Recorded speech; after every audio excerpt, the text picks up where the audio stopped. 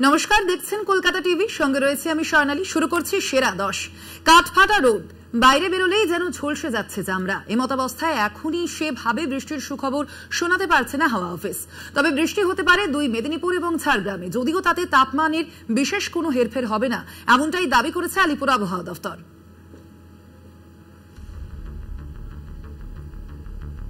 চাঁদিফাটা রোদে চাতক প্রায় তৃষ্ণায় বৃষ্টির আশায় বাংলা। তাপমান কমার পূর্বাভাস এখনই দিতে পারছে না হাওয়া অফিস। সামনের গোটা সপ্তাহটা জুড়েই একই রকম থাকবে আবহাওয়া, যদিও সপ্তাহের শুরুতে 2 থেকে 1 ডিগ্রি কমতে পারে তাপমান। তবে তাতে গরম কমবে না বলেই দাবি হাওয়া অফিসের। শুক্রবার পর্যন্ত চলবে তাপপ্রবাহ। পরিসংখ্যান বলছে 1980 সালে এপ্রিল মাসে সর্বোচ্চ তাপমাত্রা কলকাতায় পৌঁছেছিল 41.7 ডিগ্রি। 2023 সালের এপ্রিল মাসে 41 ডিগ্রি সেলসিয়াস পারদ ছুঁয়েছিল কলকাতায়। 2016 ও 2014 সালেও বেশ কয়েকদিন 41 ডিগ্রির গণ্ডি ছাড়িয়েছে কলকাতা শহরের তাপমাত্রা।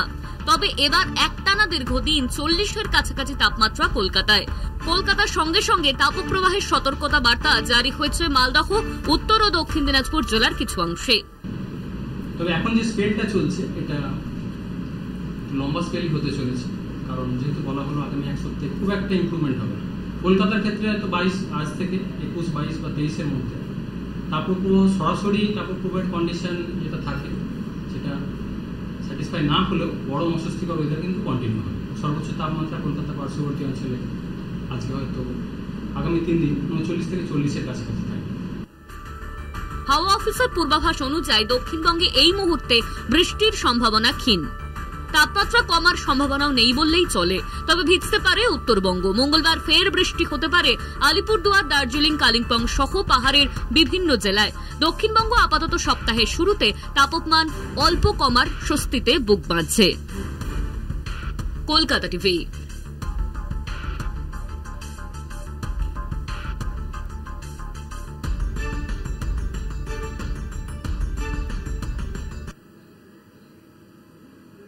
গরমে নাজেহাল দক্ষিণবঙ্গ, করুণ অবস্থা বাঁকুড়া, পুরুলিয়া সহ রাঢ়বঙ্গের।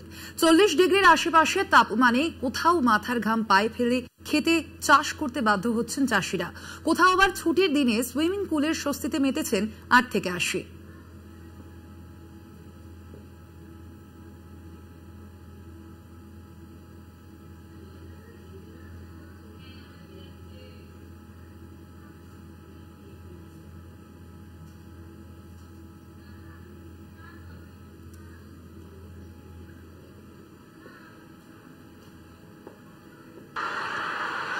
এই যে বোমা টোমা ফাটানোর কথা বলছে না, আমিও টার্গেট অভিষেক।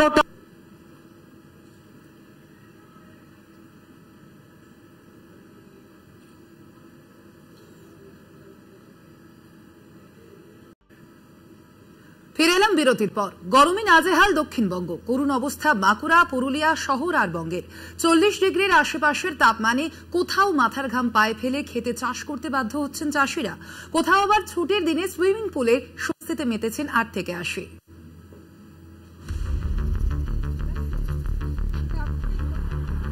উঠছে বাঁকুড়া, তীব্র থেকে তীব্রতর হচ্ছে রোদের দাপট। প্রায় 45 ডিগ্রি ছুঁই ছুঁই জেলার তাপের পারদ। গত 24 ঘন্টায় জেলার তাপমাত্রার পারদ পৌঁছেছে 44.7 ডিগ্রির ঘরে। আরো বাড়তে পারে তাপমাত্রা, এমনটাই পূর্বাভাস।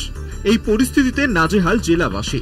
মানুষ থেকে পশু পাখি প্রবল রোদের ঝলসানিতে প্রাণ ওষ্ঠাগত সকলেরই। বেলা বাড়ার সঙ্গে সঙ্গে রাস্তাঘাট শুনশান। খুব প্রয়োজনে যারা বাড়ির বাইরে বের হচ্ছেন, রোদ থেকে বাঁচতে সারা শরীর ঢেকে বেরোচ্ছেন। পথচলতি মানুষ জিরিয়ে নিচ্ছেন গাছের তলায়। ঠান্ডা জল খেয়ে রোদের থেকে স্বস্তি পাওয়ার চেষ্টা করছেন অনেকেই। বেশ কয়েকদিন ধরেই তাপপ্রবাহ এবং রোদের তাপে বিপাকে জেলাবাসী। গরমে সমস্যা বেড়েছে চাষিদের। রোদের তাপ আর গরম উপেক্ষা করেই খেতে সবজি বাঁচাতে মাঠে যাচ্ছেন চাষিরা। একদিকে পেটের টান, অন্যদিকে বিকল্প কাজ নেই, তাই গরম উপেক্ষা করেই চালাতে হচ্ছে কাজ। গরমের দাপট থেকে জীবজন্তু, পাখি ও গৃহপালিত পশুদের বাঁচাতে স্নান করিয়ে তাদের তাপ থেকে স্বস্তি দিতে চাইছে বন দফতর ও গৃহস্থ। প্রবল গরমের দাপট থেকে জয়পুর জঙ্গলের হরিণদের সুস্থ রাখতে আসরে নেমেছে বন দফতর। হরিণ বিচরণের জায়গায় জল, নুন, ছোলার ব্যবস্থা করেছে বন দফতর। গরম বাড়ছে দুর্গাপুরেও। জেলার তাপমান 43 ডিগ্রি। ছুটির দিনে গরম থেকে বাঁচতে ওয়াটার পার্কে ভিড় করেছেন অনেকেই। শুনশান রাস্তায় জনপ্রাণীর দেখা মিলছে না, তবে ওয়াটার পার্কে ভিড় করে রয়েছেন অনেকেই। কলকাতা টিভি। আসছে পরবর্তী খবরে। আগামী সপ্তাহে এমন একটা বোমা পড়বে, তৃণমূল বেসামাল হয়ে যাবে। শুভেন্দু অধিকারীর এই বোমা হুঁশিয়ারির পাল্টা মমতা বন্দ্যোপাধ্যায়ের। আগে একটা কালি পটকা ফাটান, বিজেপির বিরুদ্ধে বোমা ফাটাবে তৃণমূল কংগ্রেস। মমতা অভিষেককে টার্গেট করেছে বিজেপি, কিন্তু পুলওয়ামার মতো চক্রান্ত ভেঙে দেব হুঁশিয়ারি তৃণমূল নেত্রীর। পিএম কেয়ারের টাকা কোথায়? গদ্দারদের থেকে জবাব চেয়েছেন মুখ্যমন্ত্রী মমতা বন্দ্যোপাধ্যায়। বালুরঘাটের জনসভা থেকে শুভেন্দু অধিকারীকে গদ্দার তোপ মুখ্যমন্ত্রীর। গদ্দারা যখন বলছেন বোমা ফাটাবো, আমি বলি আগে একটা কালি পটকা ফাটা। বোমা তো তোদের বিরুদ্ধে আমরা ফাটাবো, বোমা তো তোদের বিরুদ্ধে। পিএম কেয়ারের টাকা গেল কোথায়? গদ্দার জবাব দাও, বিজেপি জবাব দাও। কালো টাকা দেশে নিয়ে আসবে বলেছিলে, গেল কোথায়? জবাব দাও। সবাইকে অ্যাকাউন্টে 15 লাখ টাকা করে দেবে বলেছিলে, কেউ পেয়েছেন? এই যে বোমা টোমা ফাটানোর কথা বলছে না, আমিও টার্গেট, অভিষেকও টার্গেট। এরা আমাদের জীবন পর্যন্ত নিয়ে নিতে পারে, এত ডেঞ্জারাস এরা। তাই মনে রাখবেন, নিজেদের নিরাপত্তা নিয়ে আমরা কখনো ভাবি না, আমরা মানুষের নিরাপত্তা নিয়ে ভাবি। এইসব চালাকি, নানা রকম চক্রান্ত যেমন পুলওয়ামায় করেছিল, এইগুলো হচ্ছে চক্রান্ত। এই চক্রান্ত ভেঙে দেবই আমরা, মনে রাখবেন। তিনি থাকার কারণেই ইন্ডিয়া জোটে নেই মমতা বন্দ্যোপাধ্যায়। বিমান বসুর সঙ্গে যৌথ সাংবাদিক সম্মেলনে মত অধীর রঞ্জন চৌধুরীর। ঠিক কি বলেছেন প্রদেশ কংগ্রেস সভাপতি, শুনুন। যখন ইন্ডিয়া জোট তৈরি হয়, তখন কি আমার সঙ্গে মমতা ব্যানার্জির রাজনৈতিক বিরোধিতা ছিল না? আদর্শগত বিরোধিতা ছিল না? সন্ত্রাস বিরুদ্ধে লড়াই ছিল না? মমতা ব্যানার্জির প্রতি আমার সমালোচনা কি ছিল না? তাই সেদিন কেন ইন্ডিয়া জোট গড়বার সময় মমতা ব্যানার্জি শর্ত রাখলো না যে অধীর চৌধুরী থাকলে আমি ইন্ডিয়া জোটে যাব না? অধীর চৌধুরী আছে তাই বাধ্য হয়ে আমি ইন্ডিয়া জোট ছাড়লাম। ভোটের পর অস্তিত্ব টেকাতে তৃণমূল বিজেপি জোটের ইঙ্গিত অধীর রঞ্জন চৌধুরীর। বাম কংগ্রেস জোট ভোটে জিতলে বিজেপির সঙ্গে গাঁটছড়া বাঁধবে তৃণমূল কংগ্রেস। সাংবাদিক সম্মেলনে এমনটাই দাবি করেছেন অধীর রঞ্জন চৌধুরী। যখন কংগ্রেস এবং বামের এই আসন সমঝোতা নির্বাচনী জোট এ বাংলায় ভালো ফলাফল করতে পারলে তাসের ঘরের মতন গোটা তৃণমূল দল ভেঙে পড়বে, আপনি মিলিয়ে নেবেন আমার কথা।